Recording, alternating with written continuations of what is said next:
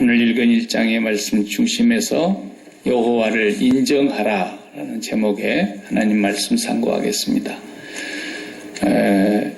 스바냐 3장까지 있는 짧은 예언서지만 이제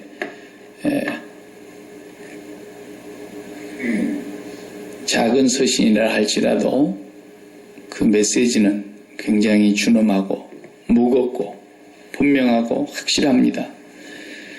1장 전체의 내용이 좀 무겁지 않습니까? 내용을 보면은 여호와의 날이라는 말이 반복이 되면서 여호와의 날은 어떤 날이냐? 그날은 심판의 날이라는 것입니다. 분노의 날 15절에 보면은 14절 15절을 다시 한번 보면은 여호와의 큰 날이 가깝도다. 가깝고도 빠르도다. 여호와의 날의 소리로다. 용사가 거기서 슬피 우는도다. 그 날은 분노의 날이다. 환난과 고통의 날이다. 황폐와 패망의 날이다. 캄캄하고 어두운 날이다. 구름과 흑암의 날이다. 멸망의 날이라는 것, 심판의 날이라는 겁니다. 죽음의 날이라는 것입니다. 1장의 내용부터서 아주 무겁고 준엄한 여호와의 날에 임할 심판을 얘기하고 있습니다. 역사적으로는 이 날이 이미 이루어진 사건이지만 또 하나님께서는 지금도 살아계셔서 세계를 마지막 심판하시는 여호와의 날에도 이와 같을 것이라는 것을 우리가 알 수 있습니다. 그래서 이 세 장을 걸쳐서 여호와의 날을 말씀하시는데 그 날은 구원을 받는 사람이 있을 것이고 멸망을 당하는 사람이 있을 거라는 것을 스바냐 시대를 통해서 하나님께서 실제로 역사에 행하셨고 또 앞으로도 그렇게 행하실 것을 말씀하고 계시는 것입니다. 이 스바냐서를 우리가 이렇게 밑도 끝도 없이 그냥 멸망시키는 심판과 여호와의 분노의 날, 환난의 날, 고통의 날, 흑암의 날, 어두움의 날, 재앙의 날 이렇게 막 계속 나가는데 이게 어디를 배경으로 하고 있어서 그러느냐 하는 것을 우리가 좀 보면은 이해가 빠를 줄 알아서 한번 성경을 오늘 찾아서 한번 읽어볼 부분이 있는데요. 저 앞으로 역사서로 가서 역대하 33장을 다 같이 보겠습니다. 역대하 33장, 제 성경책으로는 구약성경 702페이지입니다. 702페이지, 역대하 33장.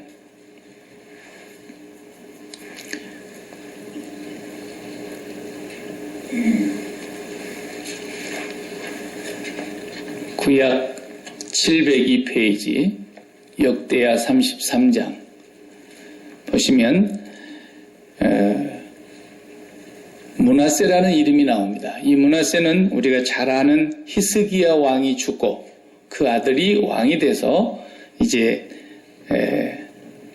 역사가 거기서 33장에서 시작이 다시 됩니다. 므낫세가 왕위에 오를 때의 나이가 12살이라 예루살렘에서 55년 동안을 다스리며 그랬어요. 그렇죠? 2절 한번 다 같이 읽어요. 여호와 보시기에 악을 행하여 여호와께서 이스라엘 자손 앞에서 쫓아내신 이방 사람들의 가증한 일을 본받아 그랬어요. 702페이지예요. 702페이지. 네. 므낫세 왕이 여호와 보시기에 악을 행하였다 그랬죠? 여호와께서 이스라엘 자손 앞에서 쫓아내신 이방 사람들의 가증한 일을 본받았다. 자, 그 가증한 일들이 뭔가를 3절을 또 보십시다. 그의 아버지 히스기야가 헐어버린 산당을 다시 세우며 바알들을 위하여 제단을 쌓으며 아세라 목상을 만들며 하늘의 모든 일월 성신을 경배하여 섬기며 다 같이 여호와께서 전에 이르시기를 내가 내 이름을 예루살렘에 영원히 두리라 하신 여호와의 전에 제단들을 쌓고 세상에 이거 보십시오. 3절 4절을 보면은 아버지가 없애버린 히스기야 임금이 얼마나 선한 왕이었습니까? 그 아버지가 없애버리는 모든 우상들을 다시 싹 다 들어왔다는 거예요. 그런데 아버지가 그 할아버지 때 히스기야 왕의 아버지가 또 아하스잖아요. 아하스 임금도 우상을 엄청나게 들여왔는데 그 아하스 임금 그때 당시의 우상을 아들인 히스기야 왕이 싹 없앴단 말이에요. 그래 놨더니 히스기야 왕이 죽고 나니까 또 아들이 할아버지 때 우상을 끌고 들어오는데 한 수 더 떴어요. 여기 4절 말씀대로 솔로몬이 지은 성전에다가 들여놨어요. 성전 앞마당에다가 우상들을 쫙 갖다가 세웠단 말이에요. 네. 그리고 5절에 또 보세요. 여호와의 전 두 마당에 하늘의 1월 성신을 위하여 제단들을 쌓고 여호와의 성전 앞에다가 그 다음에 또 흰놈의 아들 골짜기에서 그의 아들들을 불 가운데로 지나가게 하며 또 점치며 사술과 요술로 행하며 신접한 자와 박수를 신임하여 여호와 보시기에 악을 많이 행하여 여호와를 진노하게 하였으며 또 자기가 만든 아로 새긴 목상을 하나님의 전에 세웠더라.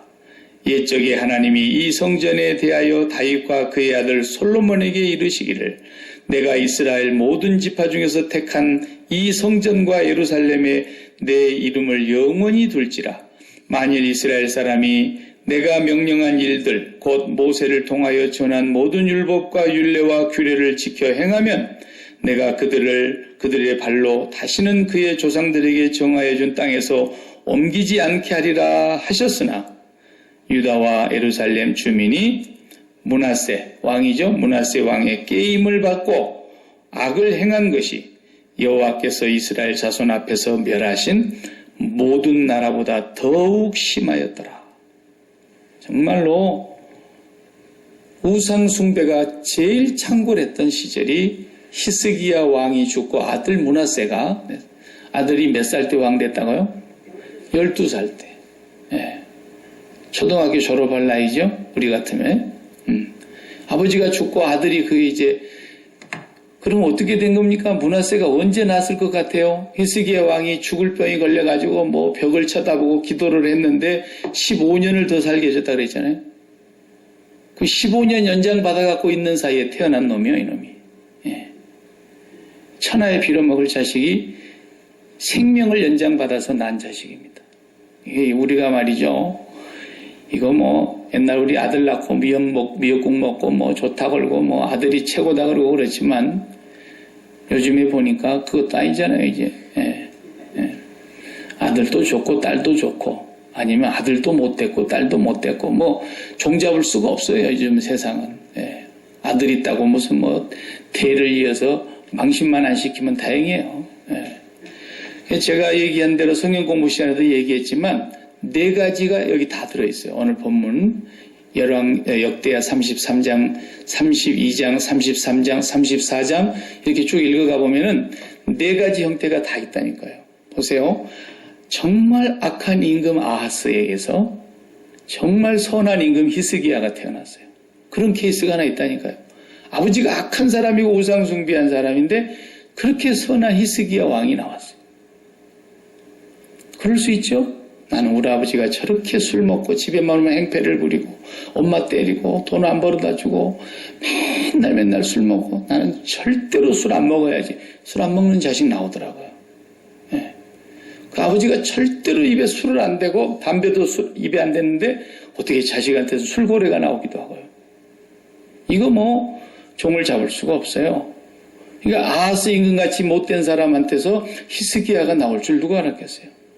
그런데 히스기야는 15년 더 살게 해달라고 뭐 그냥 벽을 쳐다보고 울면서 기도를 했다 그러는데 15년 더 살게 해준 사이에 어떻게 자식이 하나 태어났어요.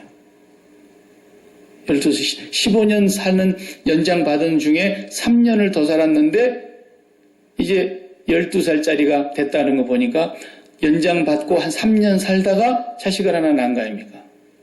요게 므낫세인데 얼마나 애기중지 키웠겠어요. 목숨을 연장받고 자식을 하나 또 낳았으니.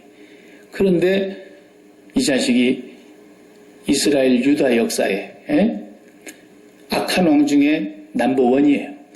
가장 악한 왕이었다 그랬어요. 므낫세가 지은 죄가. 그러니까 또 보세요. 그렇게 못된 아버지 아하스한테서 그렇게 선한 아들 히스기야 나오더니 그렇게 선한 아버지 히스기야한테서 그렇게 악질 므낫세가 또 나와요. 근데 므낫세가 또 이제 죽습니다. 그리고 아들이 또 대를 잇잖아요. 아몬이라는 거예요. 아몬도도 있죠. 아몬이라는 왕이 태어나는데 이놈은 아버지하고 똑같아요. 예. 악한 왕에서 또 악한 왕이 나왔어요. 예. 그리고 이제 아몬이 2년 만에 그냥 죽임을 당해요. 신하들이 죽여버렸어요.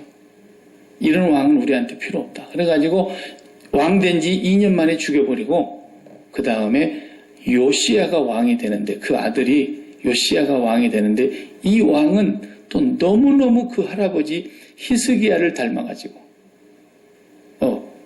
증조 할아버지 히스기야를 닮아가지고 그렇게 선한 왕이 또 됐어요. 예. 그래서 아버지 할아버지 때 세워놓던 그 성전 앞에까지 세워놓아 끌어 들어왔던 모든 우상을 깡그리 다 없앴는데 그래도 하나님의 진노는 돌이킬 수가 없게 됐어요. 누구 때문에? 우리가 오늘 스바냐 1장을 읽은 이 므낫세 왕 때문에, 므낫세와 아몬 왕 때문에 결국은 이스라엘은 남쪽 유다를 말하죠. 유다는 이 요시야 임금이 종교개혁을 대대적으로 단행했습니다. 요시야는 8살 때 초등학교 1학년 때 왕이 된 사람이에요. 아버지가 갑자기 죽임을 당해버려 놓으니까 이 아이가 다 크기도 전에 아들로서 왕을 이어받긴 했는데 8살짜리가 뭘 알겠어요. 8살짜리가 제대로 다스릴 수가 없었는데 그 나이가 2배쯤 돼서 16살쯤 되니까 이제 하나님을 잘 경외하는 그런 왕이 됐어요. 그래서 한 20세 될 때에 종교개혁을 시작하는데 우상이란 우상은 깡그리 다 없앴어요. 그렇게 다시 선정을 베풀었지만 유다의 역사 가운데 항상 선한 왕을 평신할 때는 앞에다가 수식어를 붙이잖아요. 여호와 보시기에 그 조상 다윗의 길로 정직히 행하여, 요 말이 앞에 꼭 붙어있는 그 수식어 아닙니까? 그 왕이 3사람뿐이에요. 유다 왕 중에 다윗 이후에 그 말을 붙여준 왕은 3사람입니다. 히스기야 왕, 그 다음에 여호사밧 왕, 그 다음에 여기 이제 므낫세 아몬 죽고 요시야 왕. 3왕은 정말 여호와 보시기에 다윗의 길로 조차 정직히 행했다 그랬어요. 그렇게 잘했는데도 이 하나님의 심판은 돌이킬 수가 없는 지경까지 가고 말았어요. 결국은 요시야 왕의 종교개혁으로도 나라를 회복시킬 수가 없을 만큼 므낫세 왕 때, 참 아이러니한 것은요, 가장 악한 왕이 가장 오래 살았어요. 여러분 성경을 볼 때 우리가 성경 구약 같은 데를 보면은 여호와를 경외하는 자에게 주시는 축복이 장수할 것이다, 땅에서 잘 될 것이다, 이런 말씀이 있잖아요. 어떻게 이 왕은 유다 왕 중에 55년을 통치한 왕은 없어요. 다윗도 40년밖에 못했어요. 사울 왕도 악했지만 40년 했고요. 이렇게 못되고 악하고 가장 우상 숭배를 창궐하게 만들었던 므낫세 왕은 55년을 왕위에 있습니다. 네. 그냥 각 죽여버려야 되는데 하나님께서 그를 바빌론으로 한번 잡혀가서 끌려가게 했다가 끌려가서 안 죽을 만큼 고생을 하고 그때야 무릎을 꿇고 하나님 앞에 겸손히 돌아와서 크게 뉘우쳤다 그랬어요. 므낫세 왕이 말년에. 그리고 하나님이 살려가지고 바벨론에서 다시 되돌아오게 해줬어요. 예. 그래서 왕위를 계속 하는데 왕위를 계속 하면서 아몬에게 왕위를 물려줬을 때 아몬한테다가 얘기했을 거 아닙니까? 내가 정말 어리석어서 우리 조상의 길로 행하지 못하고 여호와를 경외하지 못했다가 내가 죽을 만큼 고통을 당하고 내가 나라를 다 말아먹고 외국에 끌려가서 죽을 뻔했는데 내가 거기서 회개하고 겸손하게 하나님을 찾았으니 하나님이 나를 살려서 다시 돌려보내준 것이다. 너는 정신 차리고 왕이 되라. 그랬는데 아몬은 그 므낫세의 말을 안 들어요. 그래서 신하들이 2년 만에 죽여버립니다.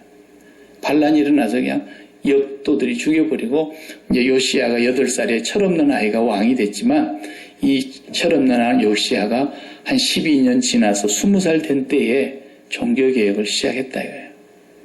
예. 여러분 생각해 보세요. 여호와의 성전 안에다가도 우상을 갖고 들어오고요. 여호와의 성전의 문 앞에다가도 우상을 들여놓고요. 저 앞마당에 유대인들의 남자들의 뜰, 여자들의 뜰, 이방인의 뜰 있잖아요. 뜰 마당까지 그냥 온통 우상이에요. 이렇게 악할 수가 있는가 하는 것을 우리가 생각해 봐야 돼요. 이방인이라면 모르겠어요. 선민이 그러는 거예요. 선민이. 여기에 무서운 얘기가 있는 거예요. 예수 믿는 사람들도 조심해야 되는 게 뭐냐면요. 은혜를 받을 때는, 은혜를 깨달을 때는 주님의 십자가의 사랑이 늘 내 마음을 충만하게 지배를 하고 있을 때는 그렇지 않다가도 이게 은혜가 사라지고 십자가의 사랑이 무뎌지고 신앙이 형식적으로 되다가 한번 죄악에 빠지면요. 안 믿는 사람보다 더 빠집니다. 그래서 나오는 말이 늦게 배운 도둑놈이 나를 센 줄 모른다는 말이 있잖아요. 어중간하게 주님 앞에 와서 신앙생활 한다고 하다가 그 신앙이 하나님의 은혜 아래에 있을 때는 잘 가는 것 같지만 한번 이게 억눌렸던 것이 풀리면 예수 안 믿는 사람보다 더해요. 세상 맛을 한번 보면요. 뭐가 고기 맛을 알면 뭐 빈대도 안 남는다고요. 이거 뭐 세상 맛을 보고 나니까 이렇게 좋을 수가 있나 하고 그냥 믿지 않는 사람들보다 더해버리네요. 더해버려요. 돈 맛을 늦게 알아봐요. 예수 믿는 사람들도요. 잘못하면 큰일 납니다. 예외가 없어요. 그러니까 우리는 정말 은혜로 사는 겁니다. 은혜가 없이는 우리 마음을 지킬 수도 없고요. 내 자식이 잘 되냐 못 되냐도 어떻게 알 수가 없어요. 알 수가 없어요. 좋은 아버지 밑에 좋은 자식들만 나오면 얼마나 좋겠습니까? 그렇게 안 돼요. 성경을 봐도 그래요. 역시 우리는 하나님의 은혜 앞에서 무릎을 꿇고 긍휼을 구할 뿐이에요. 어쩌다가 좋은 자식 나오면 하나님의 크신 은혜요. 못된 자식 나와도 어쩔 수가 없어요. 어쩔 수가 없어요. 우리 힘으로 안 되는 거예요. 그렇기 때문에 우리가 자식을 마음에 둬서는 안 되는 거죠. 하나님 여호와를 사랑할 뿐이고 하나님 여호와를 사랑하는 마음으로 우리가 자식들을 격려하고 사랑으로 지도할 수밖에 없는 거예요. 이런 배경을 우리가 두고 있어요. 그 다음에 이제 므낫세가 기도를 하지 않습니까? 그 33장 10절을 조금 더 봐요. 33장 10절을 보면 여호와께서 므낫세와 그의 백성에게 이르셨으나 얼마나 많이 일렀겠습니까? 선지자를 보내서. 스바냐가 일렀고 에레미야가 일렀고 그랬는데 그들이 듣지 아니하므로 여호와께서 누구를 보냅니까? 아수르 왕의 군대 지휘관을 보냈습니다. 그들이 와서 유다를 막 칩니다. 공격합니다. 그들이 므낫세를 사로잡고 쇠사슬로 결박하여 바빌론으로 끌고 갔다 그랬어요. 12절 다 같이 읽어봐요. 그가 환난을 당하여 그의 하나님 여호와께 간구하고 그의 조상들의 하나님 앞에 크게 겸손하여 기도하였으므로 하나님이 그의 기도를 받으시며 그의 간구를 들으시사 그가 예루살렘에 돌아와서 다시 왕위에 앉게 하시매 므낫세가 그제서야 여호와께서 하나님이신 줄 알았더라 그랬어요. 철들자 죽었어요. 철들자 노망이 아니고 철들자 죽었어요. 철들. 55년을 그러다가 마지막 판에 그래도 하나님 잘못했습니다. 그러고 죽었어요. 왕위에 다시 돌아왔다가 아들한테 얼마나 단단히 일렀겠습니까? 그런데 이제 14절부터서는 므낫세가 죽고 그 아들 아몬이 왕이 된 얘기를 쭉 하는데 역시 소용없어요. 자, 21절을 보십시다. 아몬이 왕위에 오를 때에 나이가 22세라 예루살렘에서 2년 동안 다스리며 그의 아버지의 므낫세 행함같이 여호와 보시기에 악을 행하여 아몬이 그의 아버지 므낫세가 만든 아로색인 모든 우상에게 제사하여 섬겼으며 이 아몬이 그의 아버지 므낫세가 스스로 겸손한같이 여호와 앞에서 스스로 겸손하지 아니하고 더욱 범죄하더니 그의 신하가 반역하여 왕을 궁중에서 죽이고 백성들이 아몬 왕을 반역한 사람들을 다 죽이고 그의 아들 요시야를 대신하여 왕으로 삼으니라. 이렇게 해서 이제 요시야가 왕이 되는 거예요. 그리고 34장이 이제 요시야의 종교 개혁이 시작되는 얘기가 쭉 나옵니다. 8살 때, 나이가 8살 때 왕이 됐는데 아직은 철이 없죠. 세월이 흘러서 종교 개혁이 시작된 내용입니다. 자, 여기까지 보고 우리가 오늘 스바냐를 다시 돌아와서 1장을 보시면 그때의 배경이 바로 여기 때 이 말이에요. 스바냐 선지자가 활동하던 시절이 언제냐? 방금 우리가 읽었던 므낫세 왕, 아몬 왕, 요시야 임금, 이분 왕이 되었을 때 했던 사람이라는 거죠. 근데 이분은 1절에 소개하고 있기를 아몬의 아들 유다 왕 요시야의 시대에 스바냐에게 임한 여호와의 말씀이라. 이렇게 역사적으로 이제 설명해 주고 있지 않습니까?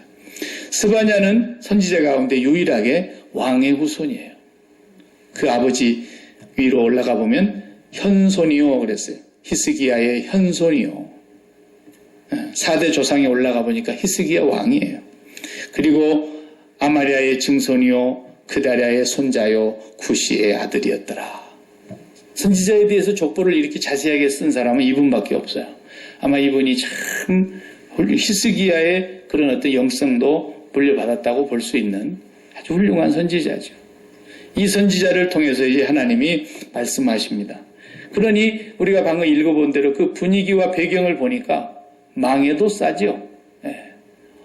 이때 에레미야 선지자도 살아계셨을 때예요. 에레미야 선지자가 얼마나 많이 외쳤는지 몰라요. 그리고 또 누굽니까? 스바냐 선지자가 이 요시야 임금의 한 3,000뻘 되는 거예요. 그러니까 3,000뻘이 되죠. 그래서 자기 조카와 같은 그런 상태이지만 왕이니까 이 요시야 임금 때에 하나님의 말씀을 선포하게 됩니다. 그동안에 얼마나 많은 죄를 이스라엘 백성들이 짓고 있었던지 우리가 방금 읽은 대로, 그래서 그냥 소개가 나오고 2절에 당장에 나오는 말씀이 거두절미하고 뭐라 그럽니까? 2절에 여호와께서 이르시되 내가 땅 위의 모든 것을 진멸하리라. 진멸이 뭡니까? 그냥 쑥밭을 만들어 버린다는 얘기죠. 시작부터 제가 그냥 무거운 말씀이 나와요. 그래서 3절에 보면은 사람도 자연도 다 멸해버린다는 거죠. 사람도 짐승도 멸해버리고 공중의 새 바다의 고기 거치게 하는 것과 악인들을 아울러 진멸할 것이라. 내가 사람을 땅 위에서 멸절하리라 여호와의 말이니라. 그 분위기를 우리가 읽었기 때문에 왜 이런 말씀이 스바냐를 통해서 선포되었는지 알 수 있어요.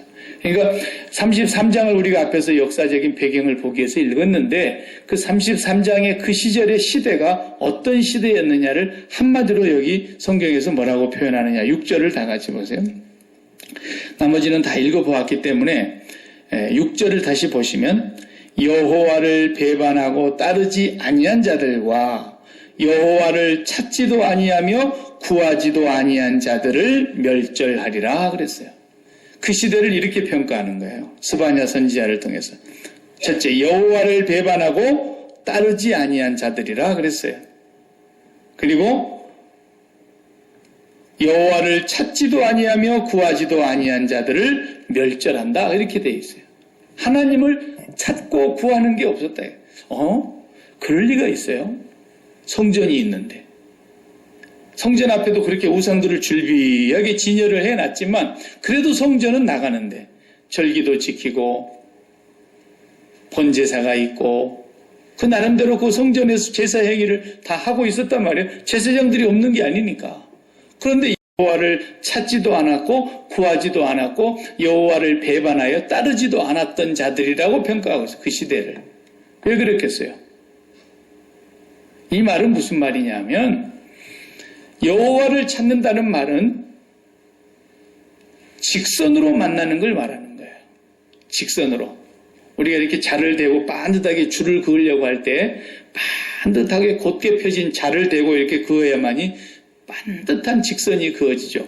A라는 지점과 B라는 지점을 연결하려면 여기서 여기까지 자를 대고 이렇게 딱 그어야 돼요. 그럼 직선으로 연결이 되는 거예요. 이쪽이 하나님이 계신 곳이라면 여기는 백성, 그의 손민이 있는 곳인데 직선으로 만나야 된다. 이걸 하나님을 찾는 거라 그래요. 그런데 하나님을 다 찾고는 있어요. 안 찾는 게 아니에요. 거기다가 플러스 우상 숭배까지 하고 있는 거예요. 그런데 스바냐 선지자를 통해서 하나님의 말씀은 어떻게 내려오느냐? 아무도 여호와를 찾거나 구하지 않았다는 거예요. 모두가 여호와를 배반하고 여호와를 등 돌렸다는 거죠. 어떻게 그렇게 평가가 나올 수 있어요? 그것은 뭐냐면 우리의 마음이라고 하는 이 지성소에 제1 가장 먼저 하나님이 우리 마음에 계시지 아니하고 하나님 말고 1번이 세상이 들어와 있으면 거기가 뭐 자식이랄지 사업이랄지 돈이랄지 건강이랄지 명예랄지 뭐 인기랄지 이 세상이 좋다는 가치들이 내 마음속에 1번으로 딱 들어와 있으면 그것하고 나하고 일직선으로 만나고 있는 거예요 지금. 그런데 이것을 해결하기 위해서 한 자리를 더 건너가는 거예요. 하나님을 찾아가는 거예요. 그러면 하나님을 만나는 것이 어떻게 굽어졌잖아요. 이렇게.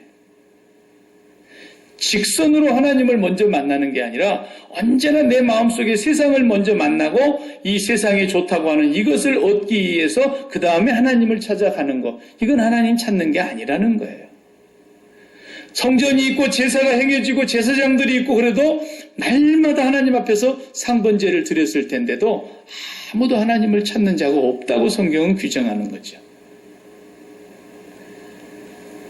우상 숭배와 여호와를 섬기는 것이 다른 것이 바로 그거예요. 이 세상의 모든 우상 숭배는 그 목적이 어디에 있어요? 우상을 섬기기 위해서 우상 숭배하는 것은 이 땅에 없어요.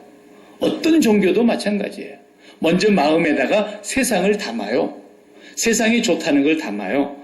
그래 놓고 나서 이것을 내가 갖기 위해서 또 반대로 세상에서 안 좋은 것 이런 것은 우리의 주변에 우리 가정에 절대 들어오지 못하게 하기 위해서 먼저 세상을 품고 그것을 얻고 그것을 막아내기 위해서 우상을 찾아가는 거예요. 소원이 먼저 내 마음에 담기는 것이 뭐냐? 세상이다. 이것은 여호와를 배반하는 겁니다. 이것은 하나님 찾거나 구하는 것이 아닙니다. 오늘날도 마찬가지죠. 우리 마음속에 하나님이 1번으로 들어와 계시질 않고 세상이 먼저 자리를 잡은 가운데서 내가 목자가 돼가지고 하나님 내가 목자인데 내가 길을 정해놨습니다. 하나님은 꼭 요 길로 오셔야 됩니다. 이런 얘기를 하는 거죠. 여호와가 나의 목자가 아니에요. 또 어떻게 보면은 여호와가 목자라면 내가 양이잖아요. 그럼 양은 목적이 뭐예요? 양은 풀을 찾는 것이 목적이 아니죠. 양이 길 찾는 게 목적이 아니죠. 양은 목자가 목적이에요. 목자만 잃지 않으면 되는 거죠. 목자만 떠나가지 않으면 되는 거죠. 목자의 음성만 듣고 목자가 가는 길로만 따라가면 되는 거예요. 그게 양이라고요. 그런데 우리가 여호와가 우리의 목자이라고 한다면 우리가 양이 안 된 거예요. 이것이 바로 여호와를 배반하는 겁니다. 여호와를 떠난 겁니다. 양이 안 됐으면 뭐가 됐겠어요? 호랭이가 됐겠죠. 사자가 됐겠죠. 이리가 됐겠죠. 늑대가 됐겠죠. 그러니까 풀밭에 딱 데려다 놓으니까 늑대가 만족을 안 해요. 늑대가 어떻게 풀밭에서 만족을 하겠어요? 호랑이가 어떻게 풀밭에 가서 행복하겠어요? 호랑이는 살찐 짐승을 뜯어먹어야 되는데. 그러니까 마음에 만족이 없고 감사가 없고 늘 불평이 있고 이것은 뭐예요? 내가 양이 안 됐다는 증거예요. 여호와가 나의 목자라. 다윗은 그분이 나의 목자이기 때문에 나는 조금도 부족함이 없다라는 거죠. 그 사람이 뭐가 다른 것 때문이 아니에요. 여호와가 나의 1번의 목자라는 거예요. 자기는 양이라는 거예요. 늘 자기가 양이라는 걸 잃지 않고 살았어요. 오늘날 우리가 신앙생활 할 때도 그것을 잘해야 됩니다. 큰 믿음이 뭐겠어요? 여러분, 큰 믿음을 가지려고 큰 믿음을 구하는 것이 먼저가 아니고, 큰 믿음 물론 좋지요. 큰 믿음을 갖는 게 먼저가 아니고, 그분이 나의 목자요. 그분의 선하심과 인자하심은 영원히 나를 따를 것이다. 내가 그분의 집에 영원히 거하게 될 것이다. 그분은 나의 목자시다. 그분이 나의 아버지시다. 그분이 천지를 창조하신 전능하신 아버지이시다. 그분이 내 아빠라고 하는 것, 그 한 가지만을 확실하게 하는 거예요. 그런 아빠가 하늘 아버지라는 거예요. 그 아버지를 믿고 사는 거죠. 이 세상의 육신의 아버지라도 우리가 늘 듣던 말로 이 세상에 부족함이 없이 가지고 있는 아버지를 육신의 아버지로 모시고 있는 자식이 걱정하는 게 있겠냐고요. 육신의 부친을 모시고 살아도 빌 게이츠만 같은 그런 부자, 그런 부자의 아버지 밑에 아들 된 애들이 뭘 걱정하겠어요? 우리가 큰 믿음을 갖는 것이 중요한 게 아니라 가장 기본적인 마땅히 가져야 될 믿음을 갖는 게 첫 번째 중요해요. 우리 신앙생활에서 마음에 하나님 아버지를 나의 아버지, 나의 하나님, 나의 목자, 그 하나님의 집에 내가 영원히 거하리라. 그 선하심과 인자하심은 정령 기필코 나를 따를 것이다. 그 아버지와의 나와의 관계, 그 확신이 필요해요. 그래서 그분과 일직선으로 만날 수 있어야 돼요, 매일. 그래서 그분하고 먼저 만남을 통해서 내 마음의 만족, 평안함, 기쁨, 부족함이 없는 감사, 그것이 내 마음에 있고 나서 그 다음에 이제 두 번째 만나야 될 것이 일터요, 가정이요, 사람이요, 이 세상 일이에요. 왜? 하나님이 파송해서 파견 나가서 이제 일을 해야 되니까. 그러니까 아버지를 만족하게 먹고 간 사람은 배가 불러갖고 가기 때문에 이 세상의 것을 가지고 배를 채우고 굶주림, 허기짐을 채우려고 하는 마음이 없기 때문에 이 세상에서 내가 기쁨과 만족을 찾으려고 하는 그런 굶주림이 없기 때문에 아버지의 뜻이 바로 보이게 되는 거예요. 그래서 아버지를 먼저 만나는 이것이 아버지를 찾는 것이며 아버지를 구하는 것이에요. 우리가 그것을 날마다 구하라고 주님이 약속하셨잖아요. 나를 믿는 자는 그 배에서 생수의 강이 흘러나리라. 그 말은 뭐래요? 목마름이 없이 네가 주는 물을 먹는 자는 다시 목마르겠거니와 내가 너에게 주는 물은 영원히 목마르지 않을 거야. 그 생수가 솟아나는 목마름이 없는 삶을 주시려고 너희가 성령을 구하라는 거예요. 성령을 구하라. 성령으로 날마다 우리가 하늘 아버지로 배불리게 살아가는 것이 첫 번째라는 거죠. 그것이 안 되면 전부 우상숭배에 빠지는 거예요. 그러니까 골로새서 3장 4절의 말씀이 맞죠. 탐욕은 우상숭배니라. 왜 탐욕이 생기겠어요? 여호와로 배가 부른 삶을 살지 못하기 때문에. 여호와가 아니면 이 마음이 채워지지 않는데 여호와로 배부르지 못한 이 허기진 마음을 뭔가를 가지고 채우려고 하다 보니까 탐욕이 생기는 거 아닙니까? 그래서 그 탐욕을 품고 나서 하나님 앞으로 나아가는 건 전부 우상숭배라는 거예요. 그게 스바냐 시대에 하나님께서 스바냐를 통해서 요시야 임금 그때의 말씀을 주신 것이고 므낫세와 아몬의 때에 그렇게 살았다는 거예요. 그 백성들이. 그래서 여호와로 만족하지 아니하고 여호와로 감사치 아니하고 여호와로 기뻐하지 아니하고 다 어떻게 했다는 거예요? 전부 하나님 앞에 오기 전에 그 뜰 앞에다가 우상을 가득히 세워놓고 여호와 앞에 오는 것은 안 올 수가 없잖아요. 안 나가면 또 불안하잖아요. 가기는 가야 되겠고 그러나 앞으로 쭉 지나가면서 그 여호와의 전 앞에 맨 앞에까지 가기 전에 저 뜰에서부터서 우상숭배를 다 하고 가는 거예요. 주시옵소서 주시옵소서 하는 참 이게 바로 이스라엘 백성들이 행하였던 삶이었다는 여호와를 배반하고 따르지 아니한 자들이라고 평가하고 있고 여호와를 찾지도 아니하고 구하지도 아니한 자들이라고 이들을 멸절시켰다. 12절 또 다 같이 가서 보세요. 12절에 가서 이렇게 말합니다. 그때에 내가 예루살렘에서 찌꺼기같이 가라앉아서 마음속에 스스로 이르기를 여호와께서는 복도 내리지 아니하시며 화도 내리지 아니하시리라 하는 자를 등불로 두루 찾아 벌하리니. 예, 하나님을 어떻게 한다 그랬어요? 그분은 우리한테 복 주는 분도 아니고 그렇다고 화나 재앙을 주는 분도 아니야. 하나님에 대하여 이제 완전히 무관심하는 거예요. 하나님은 조금도 그들의 마음에 자리가 없어요. 마음을 차지할 자리가 조금도 한 구석에도 하나님이 없다라는 걸 지금 말하고 있는 거죠. 오직 그 마음에 세상만 있는 거예요. 그 세상에 좋다고 하는 것들을 얻을 수만 있다면 우상을 숭배해서라도 자기들의 소원을 성취하려고 하는 이 탐욕의 우상 숭배가 이스라엘을 결국 유다를 망하게 하는 날이었고, 그래서 역사적으로는 한 30여 년, 32, 3년 뒤에 이제 유다 땅이 시드기야 임금을 마지막 20번째 임금으로 해가지고 이 땅에서 완전히 멸망을 당하지 않습니까? 성전도 불타 없어지고.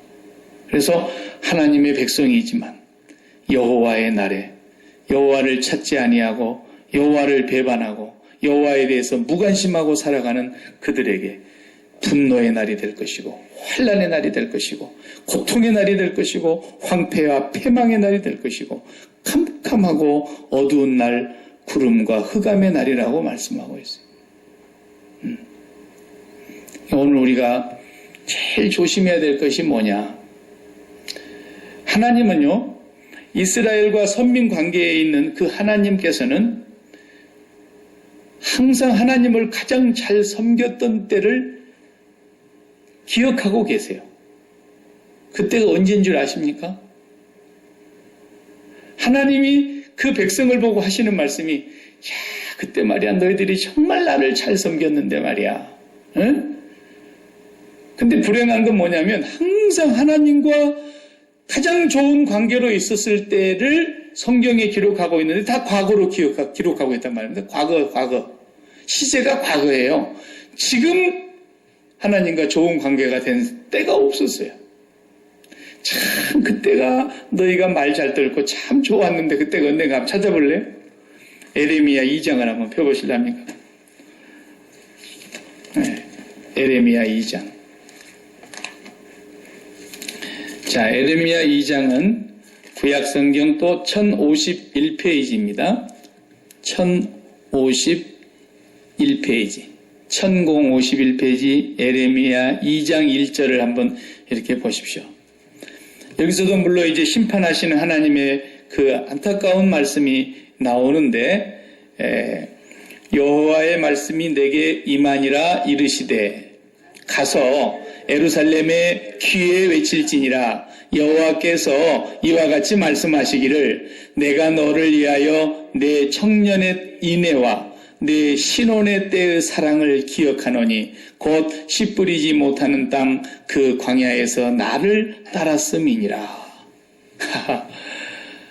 하나님께서 에레미야에게 야, 너 가서 일러라. 가서 이스라엘 사람들 귀에 똑똑히 일러줘라. 뭐라고 일러라는 거죠?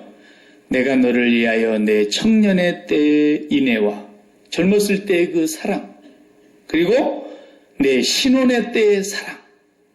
신혼이라고 부르고 있어요. 신혼. 이스라엘과 하나님과의 관계를 신혼의 때, 청년의 때, 그렇게 사랑의 관계로 했던 때를 언제라 그랬어요?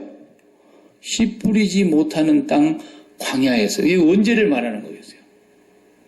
애굽에서 홍해바다를 건너 나와가지고 광야를 지나는 동안에. 야, 그 광야에 지나는 40년 동안을 하나님은 뭐라고 규정합니까? 에레미야를 통해서 그때 너희들하고 나하고는 완전 신혼이었어. 그러면 그 광야 생활하는 동안에 40년 동안 지나는 동안에 그들이 원망 한 번도 안 했죠. 한 번도 불평한 적이 없고 한 번도 하나님을 대적한 일도 없고 우상 숭배를 하지 않은 적도 없고 한 적도 없고 정말 하나님이 이리 가라 하면 저리 가고 저리 가라 하면 저리 가고 주면 준 대로 먹고 그랬죠. 안 그랬잖아요.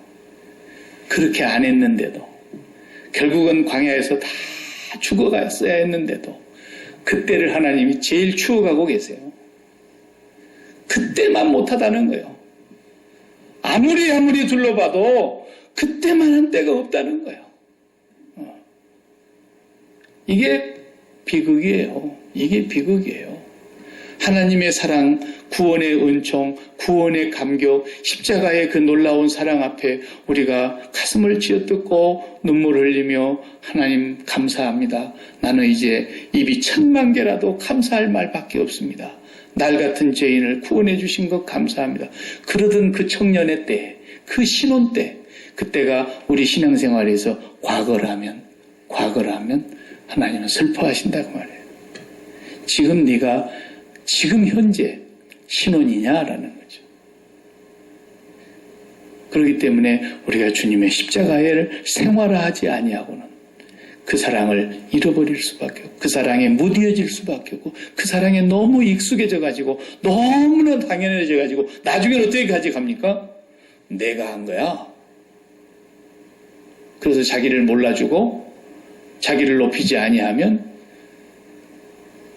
이렇게까지 가고 말아요, 사람이. 예. 마지막으로 우리 한 절 더 읽어볼까요? 신명기로 이제 또 넘어가서 신명기 8장을 보시겠습니다. 구약성경 앞으로 가면 274페이지 보십시오. 274페이지 같이 보십시다.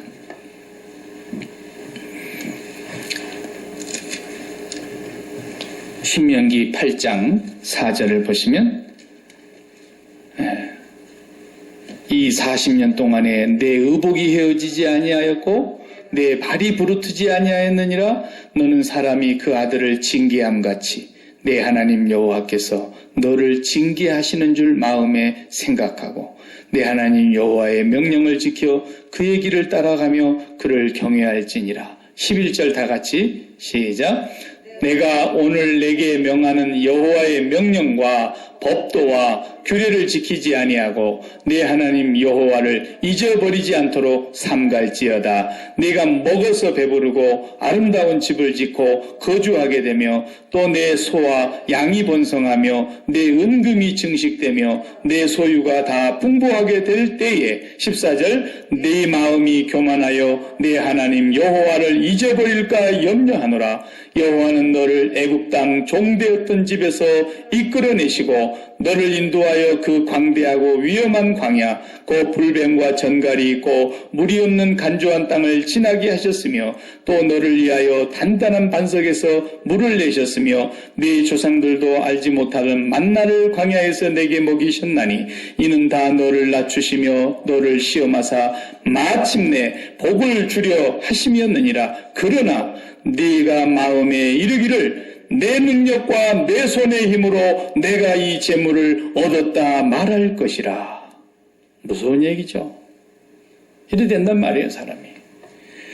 하나님 여호와께서는 언제나 가장 신혼의 때를 어디를 보고 있어요? 애굽에서 홍해바다를 건너서 광야의 간조한 땅을 지났던 그 시절을 하나님은 신혼으로 보고 계세요. 언제나 그랬어요. 선지자들을 통해서 항상 그 말씀을 반복하세요. 율법을 주시면서도 그래요. 내가 너희에게 이 말을 명하는데 나는 여호와로라. 너희가 애굽 땅 종되었던 곳에서 이끌어낸 너희 하나님 여호와로라. 계속 그 신혼의 때를 말씀하세요.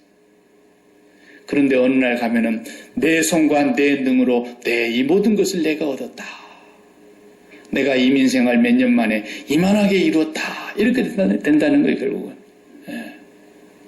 하나님의 은혜를 망각하게 되고 그 신혼의 그 깊은 사랑을 다 익숙해져서 무디어져서 구약 성경에서 신혼의 때가 그때라면 신약 이후에 오늘 우리는 십자가의 사랑이 우리의 신혼의 때예요. 정말 하나님의 사랑을 우리가 무디어지고 무감각해지고 너무 그 사랑이 당연한 듯이 익숙해지고 나면 그 다음부터서는 뭐가 나옵니까? 맨날 원망만 나오고 늘 불평하고 감사는 점점 사라지고 내 마음속에서 항상 섭섭함만 남고 이렇게 되고 마는 것이죠.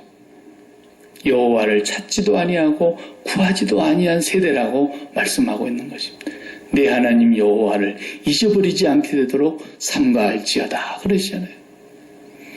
우리는 십자가를 생활화하지 않고서는 주님의 그 구속의 사랑에 우리의 심령이 무디어지고 무감각해지게 된다는 것을 조심하셔야 되는 것입니다. 기도하십시다.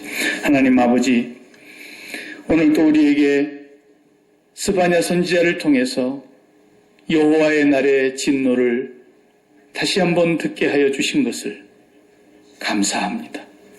선민들이 왜 이렇게 진노를 받아야 했으며, 왜 이렇게 가슴 아픈 채찍을 맞아야 했으며, 모든 것을 하루아침에 다 빼앗기고 잃어버려야 했는지, 하나님 아버지, 저희들 다시 한번 주님 앞에서 아버지의 그 놀라우신 구속의 사랑과 입이 1000개 만개라도 우리의 할 말은 죽을 죄인이라고 하는 말밖에 아버지 앞에 드릴 말이 없는 더럽고 추한 인생들이온데, 우리를 살리시고 용서하시고 독생자를 보내어 죽기까지 사랑하여 주신 그 십자가의 구속의 사랑을 망각한 채, 잊어버린 채 감각이 무뎌져 가고 있지는 않는지 우리의 마음을 들여다볼 수 있도록 성령께서 새롭게 하여 주시옵시고, 우리 아버지 하나님의 사랑이 다시 회복되게 하여 주셔서 여호와 하나님과 우리와의 신혼의 때가 다시 살아나게 하여 주시옵시고, 그 청년의 때의 인애와 사랑을 기억하게 하여 주시며,